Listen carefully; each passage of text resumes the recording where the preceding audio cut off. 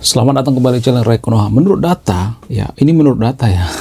Jadi kalau mau bantah pakai data ya, bukan bantah pakai opini pribadi, bukan ya. Ini berdasarkan data. Nanti saya akan tampilkan datanya di sini. Saya akan ngambil sumber dari mana gitu, referensi dari mana gitu. Jadi menurut data ya, ternyata jumlah peraih Nobel terbanyak di dunia itu diraih oleh agama Kristen ya. Tapi disclaimer on ya, saya tidak berpihak pada agama tertentu ya. Saya tidak sedang cherry picking. Kebetulan saja ya, mungkin ya, kebetulan ya agama Kristen itu peraih Nobel terbanyak di dunia. Di urutan kedua ada Yahudi, kemudian ateis atau agnostik, dan di urutan terakhir ada Islam sekitar 1,4% ya. Di urutan pertama yaitu Kristen sekitar 78,3% ya, Yahudi sekitar 22,5%, ateis atau agnostik sekitar 9,5%. Wow, luar biasa ya. Jadi mohon maaf ya bagi teman-teman muslim ya, saya tidak sedang menyudutkan agama tertentu ya. Saya bikin video ini untuk apa? Untuk edukasi ya, biar kita belajar gitu. Kenapa dalam agama Kristen itu banyak peraih Nobel terbanyak di dunia? Mungkin ya tersahabat yang nonton video ini ada yang berpendapat mungkin, iya wajar agama Kristen itu peraih Nobel terbanyak di dunia. Karena apa? Karena jumlahnya juga terbanyak di dunia. Namun ya, menurut jumlah penduduk atau jumlah komunitas ya, Yahudi itu nomor satu sebenarnya. Kalau menurut jumlah ya, agama Yahudi itu persentasenya sangat dikit sekali ya di dunia ya. Bahkan lebih banyak agama Buddha sama agama Hindu kan daripada agama Yahudi. Tapi jumlah orang Yahudi atau yang beragama Yahudi itu sangat banyak ya. Kalau dihitung berdasarkan rata-rata ya, jumlah kepala maksudnya, nomor satu itu agama Yahudi atau orang Yahudi. Nah, yang jadi pertanyaan kenapa? Jadi kita akan bahas ya, kenapa di urutan pertama itu agama Kristen, ya di urutan kedua agama Yahudi, kemudian di urutan ketiga itu ateis ataupun agnostik. Ternyata ya, persepsi warga Konoha selama ini ateis itu nggak ada kontribusinya terhadap dunia. Banyak tuh kontribusinya, bahkan 9,5% ya. Bayangkan 9,5% itu jauh lebih berkontribusi dengan agama mayoritas di Konoha. Jadi disclaimer on ya, saya tidak sedang memojokkan agama tertentu. Mari kita belajar dari agama apapun itu. Mari kita belajar. Saya sendiri ya, dari anak kecil sekalipun saya mau belajar kok. Ya, dari siapapun belajar ya. Asal ya kita dapat sesuatu yang berharga gitu ya. Sesuatu dapat yang berbau kejujuran ya. Jadi dari manapun itu jangan a priori ya, karena di Konoha itu saya melihat banyak orang yang a priori. Kalau misalnya kita ngambil data dari barat, kamu ke barat-baratan, kamu itu ateis, kamu itu liberal, kamu itu komunis dan sebagainya. Jangan seperti itu ya. Dari manapun datanya, kalau datanya jujur ya kita pakai gitu, mau dari orang yang beragama kek, mau enggak kek. Jadi jangan kita hanya hidup itu sebatas agama kita gitu. Jadi kita hidup seperti di bawah tempurung ya, seperti kata bawah tempurung. Harus keluar dong dari tempurung kita. Jadi bagaimana cara keluar daripada tempurung kita? Dengan berpikir secara rasional. Berpikir rasional itu artinya tidak melihat agama tertentu gitu. Karena agama ini, jangan ngambil data dari situ. Itu jahat dan sebagainya. Jangan seperti itu ya. Namun yang jadi pertanyaan, kenapa ya agama Kristen itu banyak menelurkan peraih Nobel Prize di dunia? Why? Apa alasannya? Alasannya pertama itu karena sejarah dan pengaruh Kristen dalam ilmu pengetahuan. Ya, agama Kristen memiliki sejarah panjang dalam ilmu pengetahuan ya. Jadi zaman dulu itu ada penemu-penemu yang ditentang gereja, tapi tetap juga ya diterima oleh masyarakat, seperti penemu Galileo ya, kemudian Isaac Newton ya, kemudian Charles Darwin dan lain sebagainya. Ada banyak ya penemu-penemu yang berasal dari agama Kristen. Bahkan Charles Darwin sekalipun ya, beliau itu adalah seorang pendeta, bayangkan ya, seorang pendeta. Tapi dia mencetuskan revolusi yang sangat-sangat merevolusi dunia ya. Teori evolusi. Jadi teori evolusi ini kan berpengaruh ya terhadap apa? Terhadap sains juga, terhadap apa? Terhadap biologi ya. Jadi teori evolusi ini mempengaruhi apa? Mempengaruhi medis ya. Makanya ada istilah operasi. Operasi itu terjadi karena apa? Karena masyarakat belajar tentang biologi gitu ya. Teori evolusi kan bagian daripada biologi ya. Kalau misalnya ada yang bantah ya, oh dulu kan ilmu-ilmu ini berasal dari Ibnu Sina, Ibnu Rus dan lain sebagainya ya. Ada banyak kok penemu-penemu dari agama Islam sebelumnya. Ya, saya tidak menyangkal itu ya. Ya, pada masa keemasan Islam itu ada yang namanya Golden Age ya. Nah, yang jarang disadari oleh umat muslim, terutama umat muslim yang ada di Konoha, kejayaan Islam saat itu ya tidak hanya dipengaruhi dan tidak murni dipengaruhi ya internal, ada faktor eksternal juga. Seperti apa? Seperti filsuf-filsuf Yunani ya. Mereka belajar filsafat. Jadi justru karena mereka terbuka, maka mereka jadi emas. Justru Islam itu tertutup semakin, mohon maaf ya, semakin tertinggal. Zaman itu, zamannya Islam masa keemasan itu, makanya harus baca sejarah ya. Jangan cuma baca tentang kitab suci kita ya, tapi baca sejarah. Itu dipengaruhi oleh apa? Dipengaruhi oleh faktor-faktor lainnya juga ya. Dipengaruhi oleh peradaban-peradaban lainnya, seperti misalnya peradaban dari China, kemudian peradaban dari filsuf-filsuf Yunani. Mereka belajar dari berbagai penjuru dunia, dari India sekalipun. Makanya sebenarnya kalau boleh jujur, penemu angka 0 itu yang pertama menggagas itu orang-orang India beragama Hindu. Jadi zaman dulu orang-orang Islam itu, zaman keemasan itu, mereka sangat terbuka dengan ilmu pengetahuan. Tidak seperti sekarang ini ya. Kalau di Konoha ya, kalau kita ngambil data dari barat, oh kamu ke barat-baratan, oh kamu liberal, oh kamu sekuler, kamu mau ngajak kita sekuler ya. Jadi prinsip-prinsip semacam ini yang bikin kita semakin hari semakin terpuruk ya. Ini yang jarang disadari oleh agama mayoritas di Konoha. Tapi kalau saya ngomong seperti ini, nanti pasti banyak nanti yang tersinggung. Apaan sih kamu? Sok tahu lu? Tahu apa tentang agama? Ngaji dulu sana. Ya, kalau udah seperti ini udah tertutup ya. Kalau seperti ini berarti nggak ada lagi kepikiran untuk kebuka gitu, wawasannya kebuka. Udah ditutup sendiri gitu. Ini namanya mental block ya. Tahu apa kamu tentang agama? Ngaji dulu sana.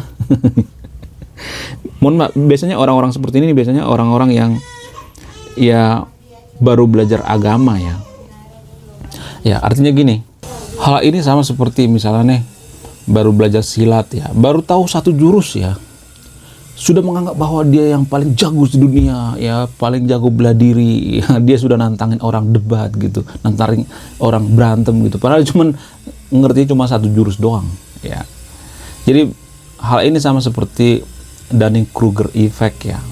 Dunning-Kruger effect itu artinya merasa paling jago padahal dia cuma tahu seupil doang gitu. Dia cuma pelajarin cuma sedikit doang gitu ya. Itu pun dapatnya cuma katanya gitu. Nggak bener-bener pure dapatnya dari membaca gitu, nyari sendiri. Beda loh. Kalau orang yang nyari sendiri ya, membaca sendiri itu beda dengan orang yang mendengarkan cuma katanya dong katanya.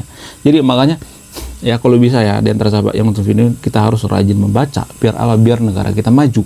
Jadi nggak ada satupun negara maju di dunia ini kalau mereka tidak rajin membaca. Nggak ada. Coba cari data. Nggak ada datanya itu. Kemudian pengaruh lain misalnya pengaruh Kristen dalam pendidikannya. Jadi Kristen itu sangat berpengaruh dalam pendidikan di Eropa ya zaman dulu. Karena kalau kita perhatikan ya, Kristen itu justru ya kalau kita perhatikan berorientasi pada pendidikan. Makanya di Konoha itu ya, mohon maaf ya, sekolah-sekolah Kristen itu selalu nomor 1. Kenapa? Karena mereka berorientasi pada pendidikan. Bahkan ya, jumlah sekolah di Konoha itu, jumlah sekolah itu lebih banyak daripada jumlah rumah ibadah. Jumlah gereja itu lebih sedikit daripada jumlah sekolah agama Kristen di Konoha. Ya, selain karena pendirian rumah ibadah itu dipersulit ya warga Konoha lebih menerima sekolah sih ya. Makanya ya agama mayoritas di Konoha juga banyak yang sekolah di sekolah Kristen kok ya, kalau kita perhatikan.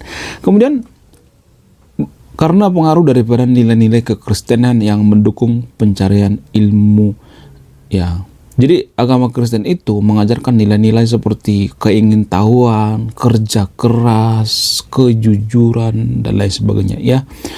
Jadi Kristen zaman dulu dengan zaman sekarang ini sudah jauh berbeda. Zaman dulu ya mungkin di abad pertama atau di abad ke-7 ke bawah gitu ya, Kristen itu sangat berorientasi pada dogmatis ya, agama yang dogmatis, mirip-mirip seperti agama mayoritas di Konoha sekarang ini ya. Agama Kristen zaman dulu itu sangat dogmatis ya, apa-apa haram ya. Di zaman Romawi itu dulu apa-apa haram, ini nggak boleh, oh itu nggak boleh. Sehingga ya mohon maaf ya, berdasarkan catatan sejarah, orang Kristen zaman dulu itu sangat-sangat dibenci ya. Kalau zaman sekarang itu semacam fobia ya, fobia Kristen ya. Cuman orang-orang Kristen banyak yang nggak tahu informasi ini ya. Kalau tidak rajin membaca nggak bakalan tahu informasi ini. Kalau zaman sekarang disebut dengan fobia Kristen ya, karena orang Kristen di zaman dulu tuh ngeselin banget ya, zaman Romawi ya. Dikit-dikit haram, ini nggak boleh, oh nggak boleh nonton sepak bola, oh nggak boleh nonton ini, nonton itu nggak boleh. Jadi apa-apa haram ya, bahkan teater sekalipun diharamkan ya, bikin patung juga diharamkan. Zaman dulu orang Kristen itu sangat ngeselin ya, tapi jarang catatan seperti ini, jarang ya. Kalau misalnya zaman sekarang ini orang Kristen seperti itu, maka akan ada fobia Kristen di mana-mana. Justru fobia itu bersumber dari mana? Bersumber daripada agama itu sendiri ya.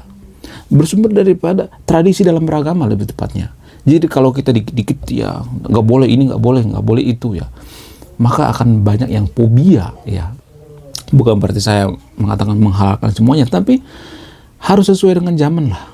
Beragama itu harus kontekstual ya. Jadi zaman dulu agama Kristen itu beragama itu sangat tekstual, mirip-mirip seperti di Konoha zaman sekarang ini. Tekstual, apa yang ada ditulis di kitab suci itu yang akan diterapkan plak ketiplak. Itulah alasannya kenapa Kristen tidak mengharamkan yang namanya babi di zaman sekarang. Kenapa babi itu di agama Kristen itu dimakan? Padahal kan itu haram. Dalam agama Kristen itu kan ada istilah sunat. Kenapa nggak disunat ya? Orang Kristen kenapa nggak disunat? Nah, sini gua jawab ya. Agama Kristen zaman dulu dengan zaman sekarang itu sudah beda banget ya. Agama Kristen zaman dulu itu agama Kristen yang masuk dalam dunia kegelapan ya.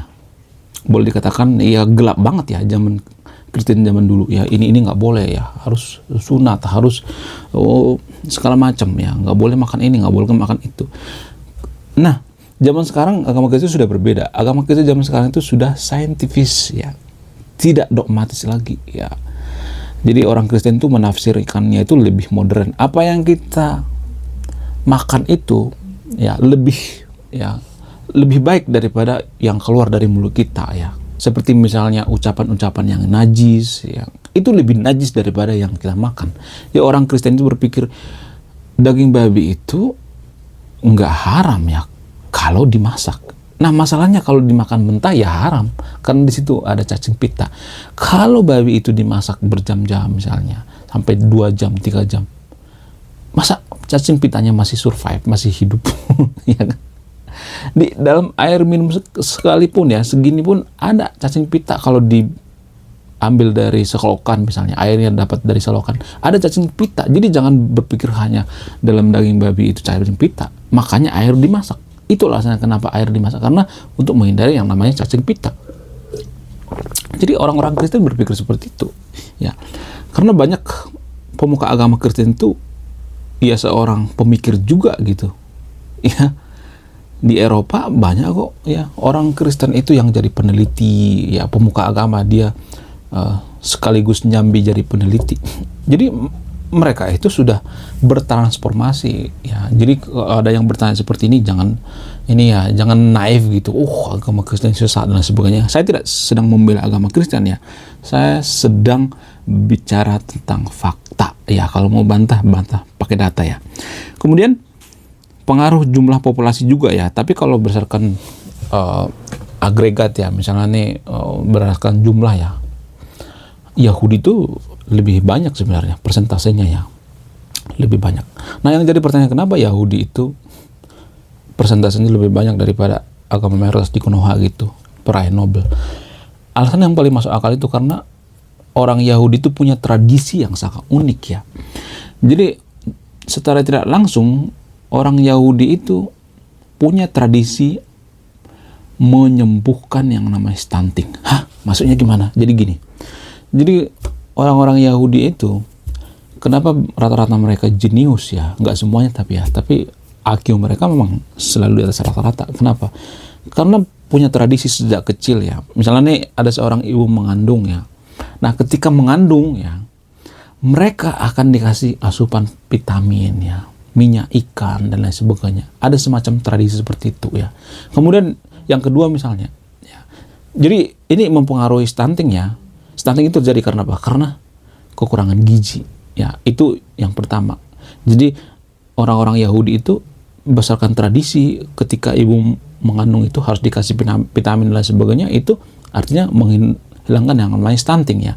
Jadi itu artinya cara berpikirnya sudah lebih maju kan, sudah lebih cerdas. Itu yang pertama. Yang kedua misalnya, faktor yang kedua, ibu hamil orang-orang Yahudi itu disuruh ngisi TTS atau bermain musik atau piano atau mengerjakan hal yang berbau matematika ya, bahkan memanah ya. Untuk apa? Untuk melatih yang namanya fokus dalam berpikir ya, ketajaman dalam berpikir ya, berpikir kritis.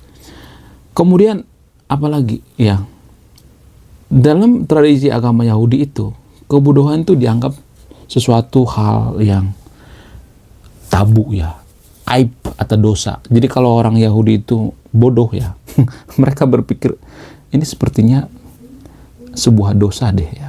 Jadi harus diperangi ya, dosa itu harus diperangi. Jadi mereka itu sangat suka yang namanya membaca ya. Yang terakhir itu membaca ya. Dengan membaca mereka tahu fakta yang sebenarnya. Salah satu suku atau bangsa yang paling rajin membaca itu adalah Yahudi. Cek data kalau nggak percaya. Jadi hal-hal seperti ini yang mempengaruhi ya. Dan kalau misalnya ada yang mengatakan orang Yahudi itu sudah diberkati oleh Tuhan ya, sudah diberkati oleh Allah misalnya, karena mereka itu banyak jadi penemu ya, pemikiran sebagainya, karena mereka dikasih karunia misalnya. Ya, saya tidak mematahi itu, tapi ya saya tidak menerima itu apa adanya ya, seperti logika mistika. Saya melihat hal seperti ini mirip seperti logika mistika tanpa ada faktornya. Jadi faktor-faktor seperti inilah lebih logis gitu, lebih masuk akal kenapa orang Yahudi itu cerdas ya. Dan ini juga bisa kita terapkan di kehidupan kita sehari-hari ya. Kemudian agnostik sama ateis. Kenapa agnostik atau ateis itu lebih ya berkontribusi daripada agama mayoritas di Konoha? Kenapa? Apa alasannya? Karena free thinker ya, ateis ataupun agnostik itu walaupun jumlahnya sangat sedikit ya, lebih sedikit daripada agama Buddha kalau nggak agama Hindu ya. Kenapa bisa seperti itu? Apa alasannya? Karena ya ateis atau agnostik itu free thinker ya, tidak ada yang namanya dogma ya. Mereka bebas berpikir semau mereka gitu, tidak ada yang membatasi ya. Lagi pemikirannya itu tidak di luar batas ya. Ini yang mempengaruhi ya. Tapi saya tidak sedang promo ya untuk jadi ateis atau agnostik, enggak. Saya tidak promo itu ya, karena di Konoha itu ateis itu dianggap sebuah kejahatan, padahal ateis tidak ngapa-ngapain ya. Ateis diam aja dianggap salah. Dianggap sebuah kejahatan. Jadi ini kesesatan dalam berpikir ya. Ya, oke. Sekian video ini, terima kasih sudah menyimak kami. Saya Ray Konoha. Kalau mau bantah pakai data ya, jangan opini pribadi. Saya Ray Konoha, salam rasional.